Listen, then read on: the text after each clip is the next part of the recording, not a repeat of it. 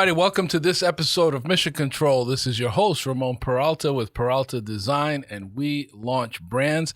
We've got an exciting episode here for you today. Please join me in welcoming Andrea and Angel Perez-Montero, the founders of SmartCuts Academy. Welcome. Thank you. Thank you very much. Yes. This man has given me beard envy every time I see him. It's just... Let me tell you, it's a hard job. You don't want to have that job. You make it look easy. You make it look good. It is. I mean, the way they look, just that. Okay. The good thing is that I'm a barber, so if I'm barber, just easy to go. You can do it yourself. You got everything on your station. You got all the tools. Exactly. And also we want to welcome the right-hand man here, Jorge Peso Candelario, our Director of Web Development here at PD. Hello, hyphenated name. So we got the whole thing going on here. Appreciate that. If your brain's looking fine, it was done by Peralta Design. There you go. Like it. He's always changing it. But guys, you guys are really a power couple. Husband and wife team. I met you guys at the M&T Small Business Accelerator. You guys were the winners. What was that like? Did you guys think you were going to win? No. When we were choose for the first round, I thought of something in my intuition. Yeah, and you had a feeling. I got the feeling. We're gonna be the first one. I told her. Yeah. She said, well, it was unique, and that's what I want to talk about too. Is this? It's not just having a barbershop, but it's the SmartCuts Academy that you guys were kind of competing with. That was your entry in the accelerator program. It's not just an academy. Tell us a little bit about the process and the thought behind this, because you guys are a power couple, but you're the barber. You have your own background as an educator. Tell us how this idea came about and why. Something that it makes it easy is the experience. She got a lot of experience too in her teaching for special kids. That's a lot of needs, and there's a lot of things that nobody knows about it, that they can do many things, and people like keep them like apart. That this inclusion that we're gonna be a very great thing for people that really need it. Absolutely. Andrea, there's a focus. It's not just an academy, but there's a focus on it being inclusive, particularly to students that have special needs or disabilities. Maybe expand a little bit about that, because I think that played a big role in you guys winning, because we've, the idea of a barbershop, a barber school, it's not brand new, but the way you guys are doing it, I think it is unique. That's correct. So with Angel having 25 years experience as a barber and running the barbershop, I'm a special education teacher. The idea came about that we should focus on something that we can do together and offer it to the public. As a special education teacher, I do see many students that don't have a second plan right after high school because there's no opportunities for them where they can go to an academy that is modified for their abilities and have them be successful in graduating and obtaining employment in that type of field. So this is where SmartCuts Academy came about. Right. I love it. And I think it's, you shared some stats, maybe if you don't mind repeating those, some of the statistics of the challenges that kids have once they age out of the system or once they graduate high school.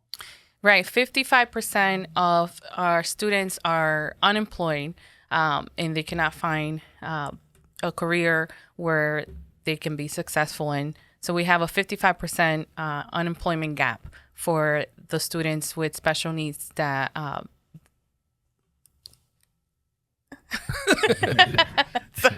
they have challenges for sure. We've had some experience. I'm thinking of Next Chapter Books, local coffee shop that was created and staffed by Trumbull High School students that have special needs. The importance of them getting life experience, social skills, interacting, customer service. But what fascinates me with yours is they're actually learning a trade. They're learning a skill.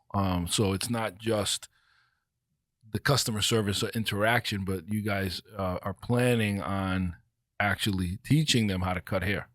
Right. And currently there are individuals that are barbers that have, a disability, or I call it an ability, that don't have equipment that's modified so that they're able to do their job comfortably and What is that? What's an example of that? Just so. So I'll give you an example. You have maybe someone that's in a wheelchair. Okay. There's equipment that is adapted for them, where they're able to, be comfortably standing, and be able to cut hair at a level instead of having to sit on a chair, in their wheelchair to do it. Or there's adaptive equipment for your hands to make it more suitable for you to be able to easier to hold a clipper or something like that. Scissors, special scissors. Right. And there's equipment even for a customer. Let's say someone that has that is autistic and is sensitive to noise. There's special clippers, special equipment where it will reduce the noise. It will make it a comfortable experience for them. So I think it's time to bring kind of merge things that are already out there, but not introduce into the barbershop world, to make things more comfortable for not just the barbers, but also the customers. Yeah, and the question begs itself is anybody else doing this? Because that's whenever someone's launching something new, where one of the first things you do is a SWOT analysis, see what other competitions out there. Is anybody doing anything in the special needs space for teaching barbering skills? So absolutely not. Okay. And I know this because I look at the curriculum. So I will look at the curriculum. The state of Connecticut is very specific to what you need to learn in order to get licensed, right? But those curriculum are not modified for someone that has a special need to be able to be successful in obtaining their license when it comes to taking the state exam. It's basically not an option right now. If you had a child that was special needs and you were trying to find them a skill through the state or some program, they basically don't offer barbering at this time. No, they don't. They do offer it, but they're not going to be able to succeed in because it's not modified for them to be able to learn it. Exactly. Angel. There's something that I can add, and it is we're not focused on competition. We are focused in our passion. We are focused the good things that we can do for people like that, And sometime when we got a customer with autism, they are very, very sensitive, and we gotta be learn how to treat them, and like they are in the same way, they understand more when they have to challenge those things, and we basically we focus in things that we can do for the community. It probably look romantic, but I don't want to feel like I'm talking about romantic. I'm talking about passion, and I'm talking about things that are wonderful to do for the community. Yeah, and I'd like to go back to the nucleus. Like, when did you realize it would be good for us to do something where we combine our skills? It's like you're combining your experience and his, creating this new venture. What was that moment like? So I'll tell you what. I went ahead and I got my barber license as well. So I did the study and I got my license, and Dominicans are known for blowouts and it's a thing. Like a Dominican hair salon is a thing. Tight fade. Very tight fade. So we're both licensed barbers. However, Angel has 25 years.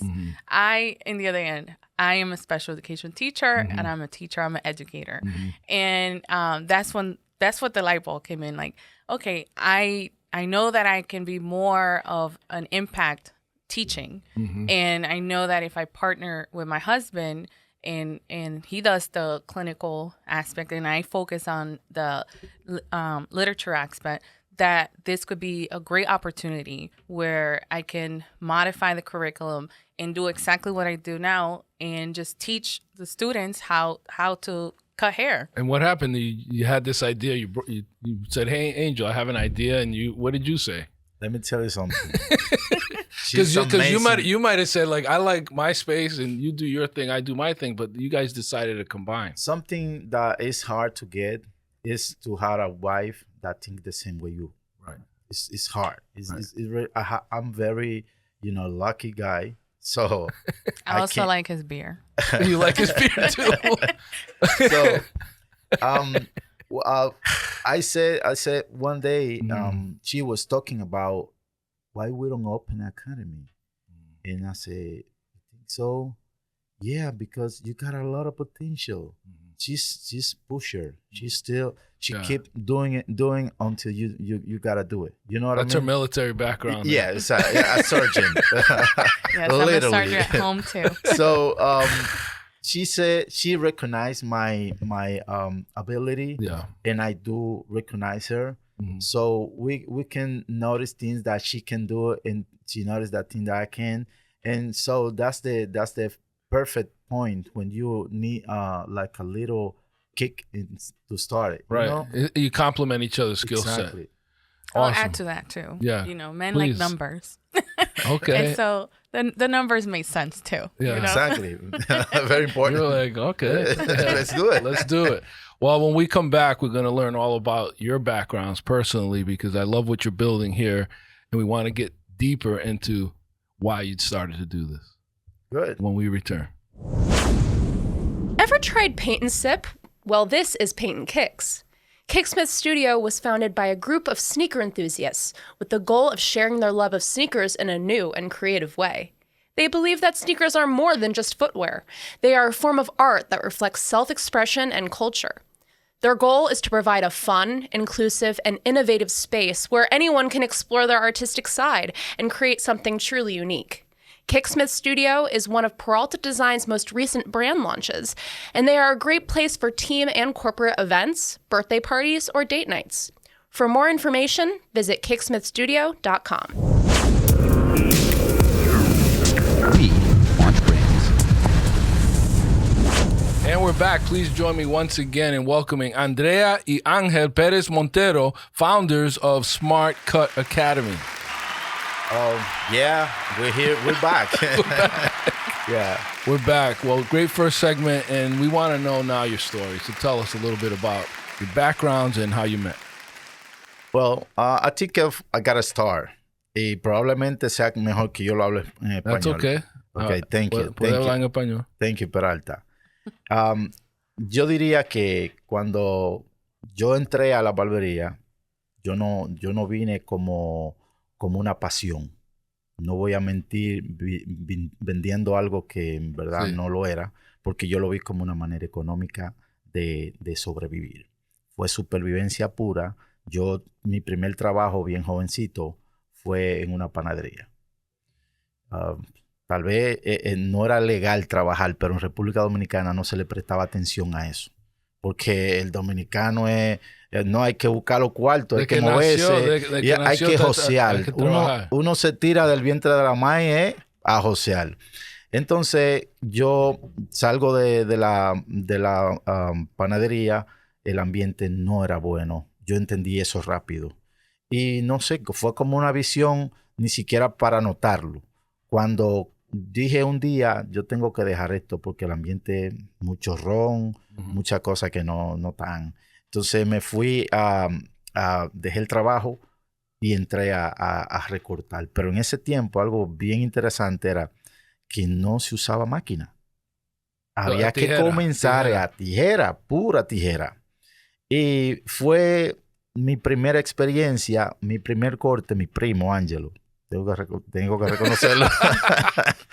Me quedó aparentemente bien. Le cortaste la oreja. Un cortecito de oreja y un chapeadito ahí, porque tampoco había que dejarlo limpio. El punto es que fue bien interesante porque a medida que iba haciendo un corte más, otro corte, la gente empezó a gustarle. Y me llamaban a su casa. Yo empecé en el patio de mi casa, debajo de una mata. Que era normal, porque la barbería en ese tiempo no se veía como algo atractivo. Al contrario, el barbero era alguien como de efectivo, ¿cómo se diría? Alguien que nadie le traía. Pero con el tiempo las cosas fueron cambiando. Luego me fui a una barbería de Mártires Tapia Moreno. Tengo que mencionarlo porque fueron gente que al principio me dieron la mano. Sí. Era una barbería de un solo barbero, porque allá se concentraba todo en una sola imagen. El barbero, el dueño. Él me dio el espacio. Yo compré mi propia silla y me ubiqué. Y por ahí arranqué y comencé y la cosa nunca se detuvo. Wow. A medida que iba haciendo chelito, pues la cosa se pone interesante. Y yo decía, bueno, yo llegué aquí como no para quedarme, pero me está gustando. Y a la misma vez está aprendiendo el negocio de ser barbero. Exacto. Yo duré como 1 año y medio con un moreno y a los 19 años yo puse mi primer barbershop. Yo entendía que yo tenía que hacer lo mío. Y era algo como que yo ni sabía de dónde salía. Pero era como emocionante. Y recuerdo que cuando hice el gran opening, fue mi primer día a las 3 de la tarde, me llegaron 3 clientes. Wow. Y yo dije, wow. ¿Pero eso fue en la República o aquí? En República Dominicana. Okay. A los 19. Sí, a los 19 So for our listeners, I'll just give you the cliff notes of that little interview there. The little backstory on Angel was he started out working at a bakery, did not like it. Let's just say the atmosphere was not healthy, and he started barbering. He started barbering in his yard, actually, and then he took to it. And back in those days, it was scissors only. You had to have the skills. It predates clippers, and then he got an opportunity to work for a barber.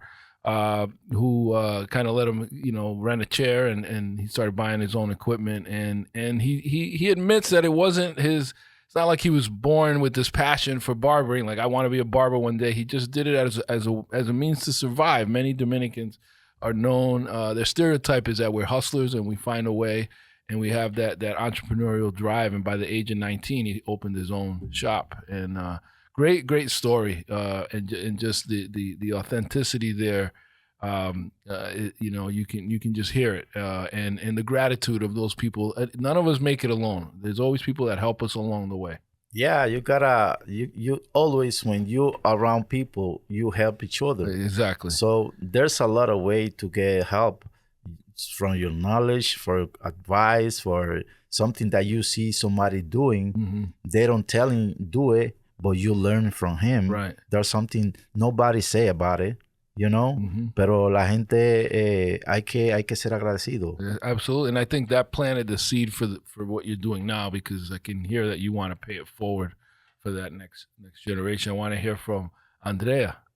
Okay, so a little bit of my background. Well, I grew up here in Bridgeport, Connecticut.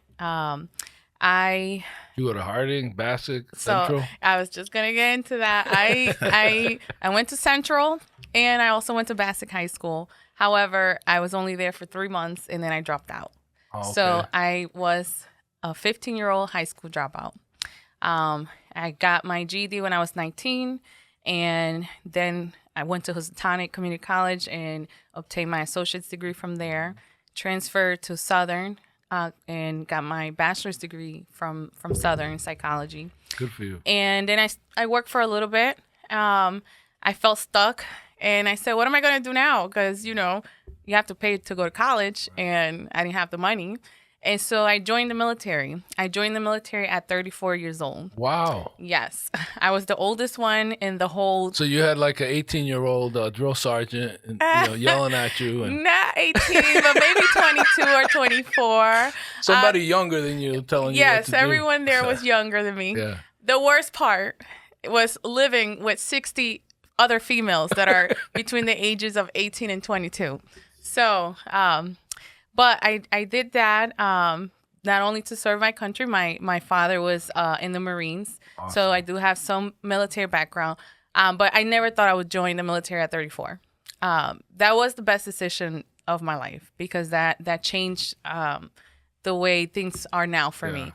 By joining the military, I was able to go to school tuition paid for.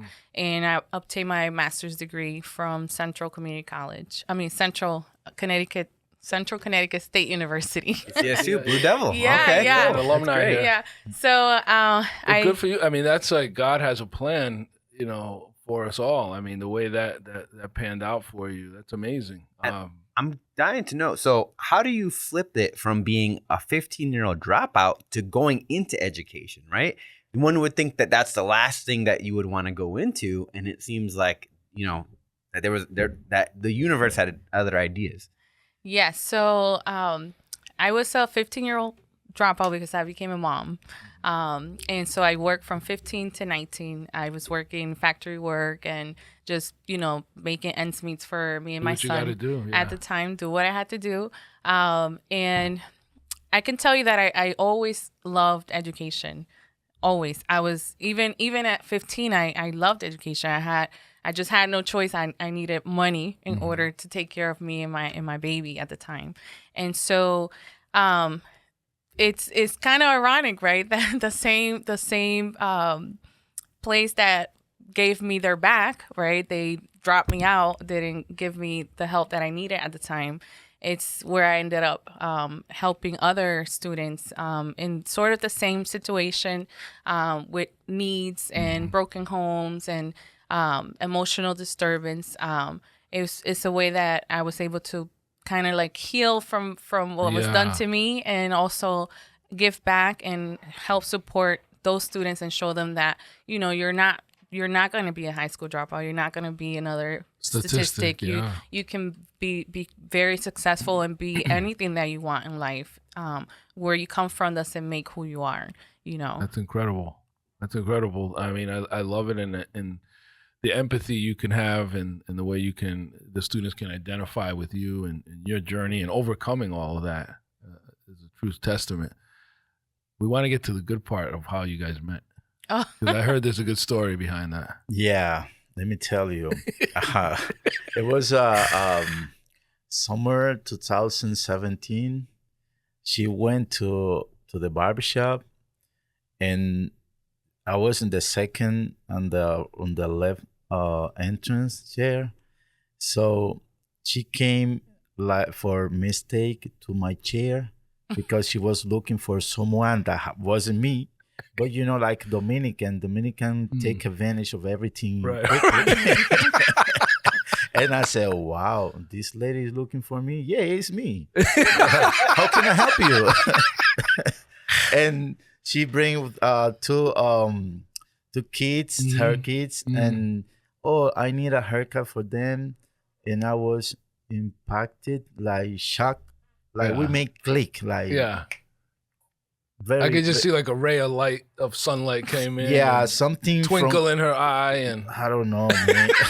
Then something interesting. She approached me very close, and the time stopped, man. I feel like, oh my God.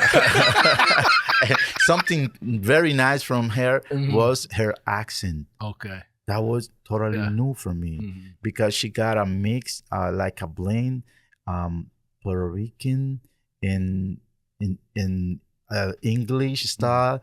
I don't know. I told her, what I felt in love with you because your accent. Actually, she's beautiful. No question about that. I could see that. So he was smitten. Did he give you the free haircuts? Or? No, actually. She paid very, very good.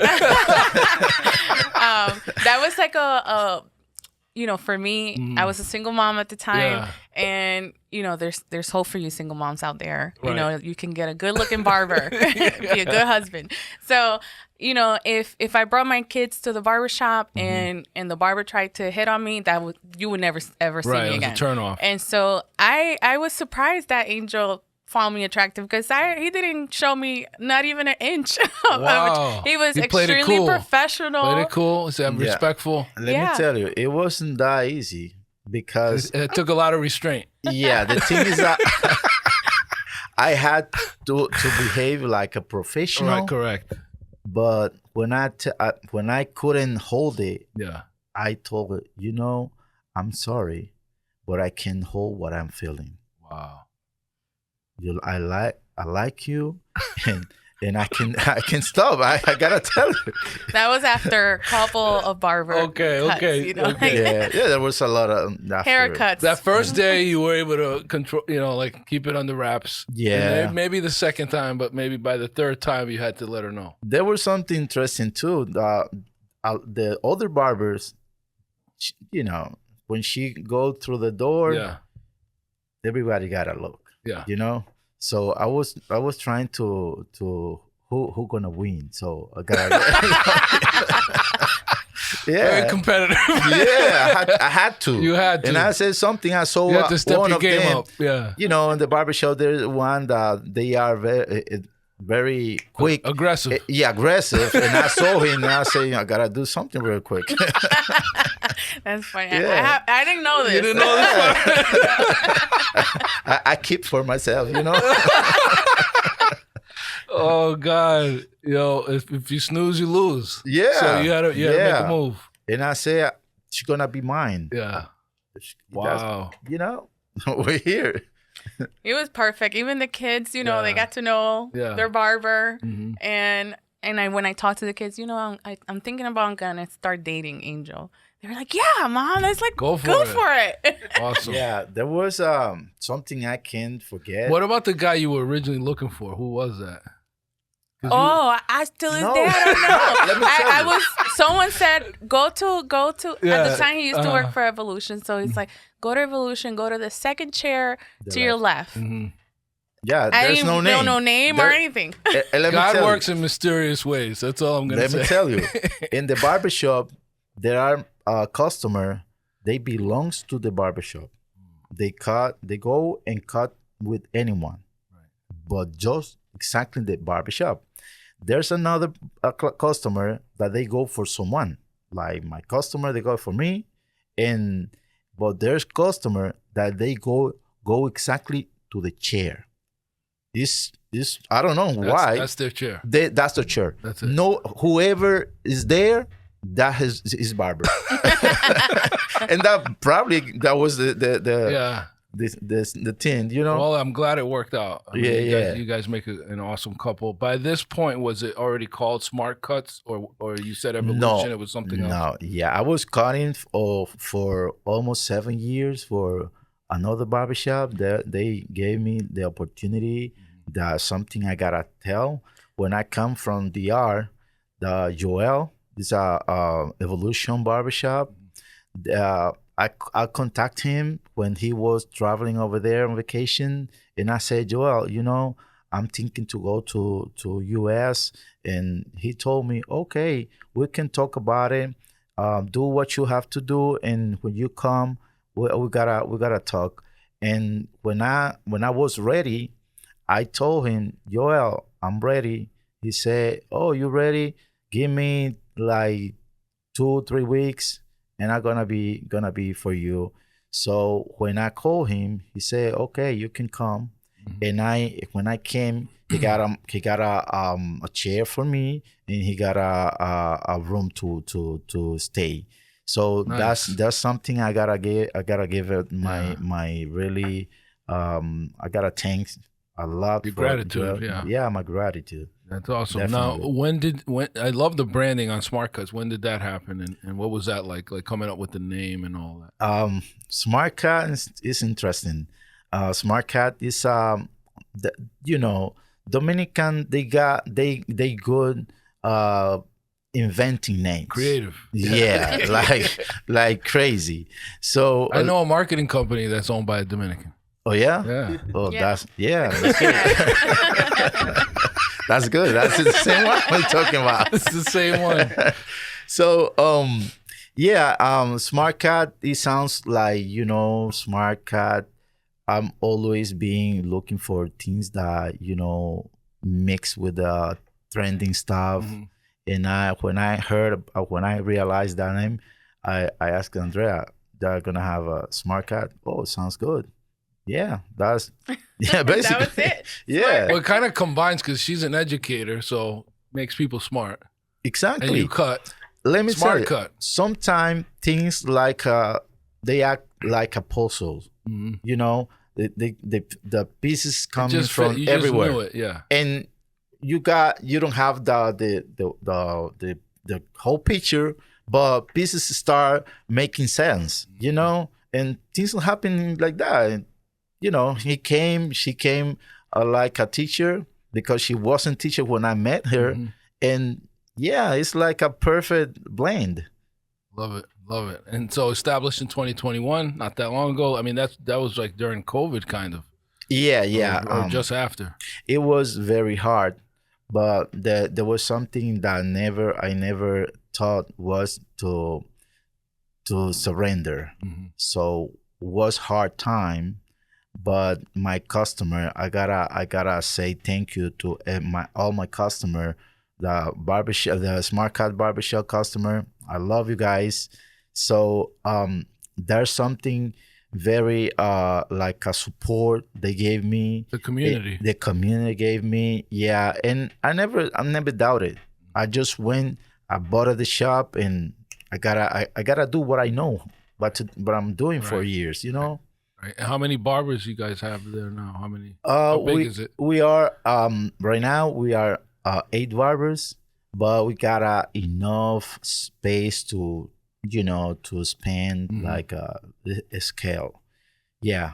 Excellent. And then you went and got your barbering license. That's correct. And are you working alongside, or are you doing something different? So my focus is more on the education part. Mhm. And so I've been working on the curriculum and making the modifications and basically doing everything to get SmartCuts Academy to go ahead and launch.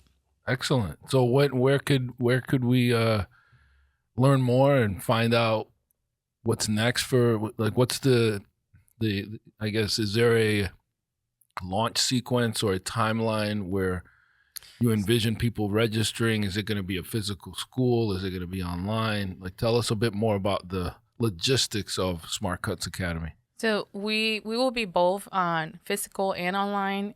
We're looking to launch on and have our students start in March. Of this year? Of this year. Oh, wow. Yes, that's why Okay. it's very important to do this today. Yeah, excellent. This would be a great piece for that. Yeah. And so right now we're in almost the ending steps for the state. We're waiting for them to go ahead and give us the approval for the academy to be launched. Okay. And then do you tap into programs that have a pipeline of students that are special needs that can roll into this? Like, how do you go about getting folks to enroll? Okay, so we are working with the Department of Developmental Services and also with the high schools. Okay. All the high schools in Connecticut have programs for students with special needs that go from 18 to 22. And they get them ready for life skills or programs like SmartCuts Academy where they can attend and begin their studies. Excellent. And then will some of them end up working at SmartCuts Barbershop, or are there other barbershops? Like, so kids go through this program, is there a guarantee of work? Like, how does that? Yes, because we also partner with the Department of Labor. Okay. And we actually have 2 apprentices right now that work at the shop that will be coming into a SmartCuts Academy to be licensed. And pretty much the part of our pipeline is to assist other barbershops and partner up with other barbershops, because we know we're just one Right. at the time. We're looking to make it into a franchise and expand in the near future. But we are going to partner with local barbershops because many barbershops need barbers. They don't have enough barbers. Yeah, they really lack barbershop. There's a The barber barbers, shortage. Yeah, exactly. Wow. So there's something else that we decide to do is to supply our barbers too. There's it's like a win-win. You give something to the community and you give back something. Right. That's something you one hand wash the other. Absolutely. Absolutely. I love it. Where can people learn more? Is there a website or a number folks can use to? Yeah, we learn have smartcutsct.com. There you can go on our website. You can contact our Angel or myself, 860-655-9166 or 203-993-3607. So we are located in 2746 Fairfield Avenue. It's in the border from Bridgeport and Fairfield. Is it near that, like where the McDonald's is, and there's a? It's next to Mi Rancho restaurant around. near BJ's. Yeah. Okay. Exactly. Yeah. Yes, in Okay. the same area. Going to listen and all that. Yes. Yeah. Sally's Pizza's over there. They have one in there. Yeah. Like yes. underneath. Very, very close. Yeah. Very cool. I think what you Also our Instagram. Yeah. Yeah. What are all your SmartCuts socials? City. SmartCuts CTRL. Yeah. Of course. All right. So we'll follow you guys and see what you're up to. And you guys were so impressive at the M&T Bank Business Accelerator. Congrats once again of being the winners Thank you. of that. And, we believe in what you're doing. I think you're doing a great service. I love your story. I love how you're combining your superpowers into this new venture. And we wish you nothing but the best and all the success in the world. Thank you. Thank you so much. Thanks for being here. All right, everybody. Thank you for listening to this episode of Mission Control. Until next time, this is your host, Ramon Peralta with Peralta Design, and we launch